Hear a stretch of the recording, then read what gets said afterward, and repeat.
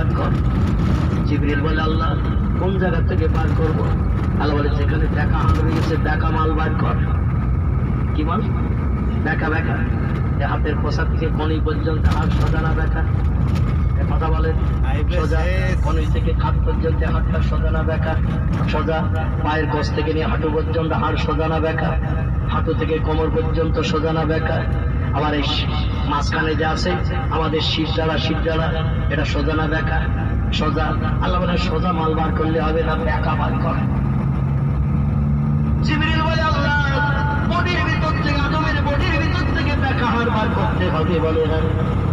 হযরত জিবরিল খোঁজ নিয়ে দেখলো এই দুই দিকে যে পাঁজরের হাড় আছে, পাঁজরের হাড় এটা বেঁকা না সোজা?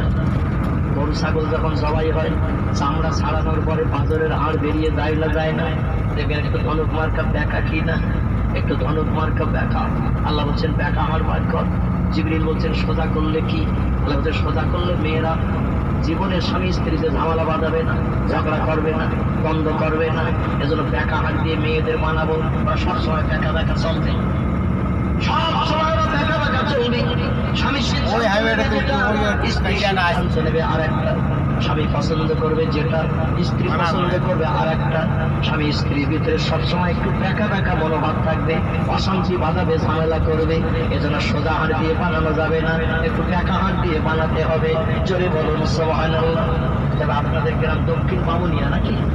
এখানকার মেয়েরা কিন্তু সব সোজা হাড়ের তৈরি, একটাও বেঁকা না। জীবনে ঝগড়া করে না, কথা কাটাকাটি করে না, কোনোদিন অশান্তি করে না। আমাদের বসিরাম এলাকার কথা বলছি, ওদিকে মাল সব দেখা, সব সময় অশান্তি করে। স্বামীর সঙ্গে মাঝে মধ্যে বলে তুমি মেম্বার ডাকো, কাগজ আনছিস আমি, এখনই ফয়সালা দিয়ে যাবে। মেম্বার ডাকো তুমি, কাগজ এনেছি আমি। তোমার মতো স্বামীর হাতের আর দরকার নাই। এরকম কত স্বামী ফ্যান ফ্যান করতেছে। এই বলে না, বলে না, এখানে বলে না, আমি আগেই বলে দিচ্ছি, মার খেয়ে মরবো নাকি আমি? এরা ভালো, এরা সব সোজা হাড়ের তৈরি। আমার ভাইরা, আল্লাহ বলে বেঁকা হাড় বার করো। বেঁকা হাড় দিয়ে একটা নারী বানানো হবে, যুবতী নারী। খুব সংক্ষেপ কথা, আদমের বাম পাঁজরের থেকে একটা হাড় বার করা হলো। কোন পাঁজর? ছেলেদের বাম পাঁজরের হাড় দিয়ে একটা কম, মেয়েদের একটা বেশি। বাম পাঁজরে একটা হাড় বার করা হলো। হযরতে আদম কিছুই বলতে পারলো না। আচ্ছা, আমাদের মাঝে মাঝে যখন হসপিটালে অপারেশন হয়, ইনজেকশন, ডাক্তারের অপারেশনের আগে পুশ করে কিনা? ইনজেকশন পুশ করে দিয়েছে, রুগী আর দুনিয়ার খবর রাখে না, এদিক ওদিক করতেছে, তাও কিচ্ছু বলে না। ঠিক কিনা? দুনিয়ার ডাক্তাররা অপারেশনের আগে ইনজেকশন পুশ করে রুগী অচৈতন্য যদি করতে পারে 2-4 ঘন্টার জন্য, আমার আল্লাহ কি অপারক নাকি? আল্লাহ এমন ঘুম পাড়িয়ে দিয়েছে অপারেশনের ইনজেকশনের মতো, কিচ্ছু খবর রাখে না। হযরতে আদম আদরের বেঁকা হাড় পার করে নিল, আদম ঘুমিয়ে রয়ে গেল। আল্লাহ বলেন আর কত সময় ঘুমাবি? আর ঘুম ভেঙে ফেলে ওঠে।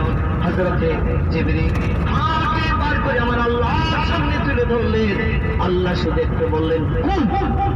কে বলেছেন? কোন বলেছেন? কোন?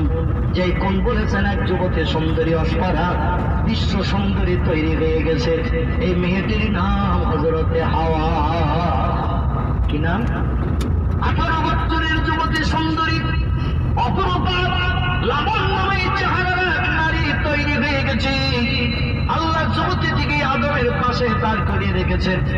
আদমেরই ডেকে বলল আর ঘুমাতে হবে না, ইনজেকশনের মেয়াদ কেটে গেছে।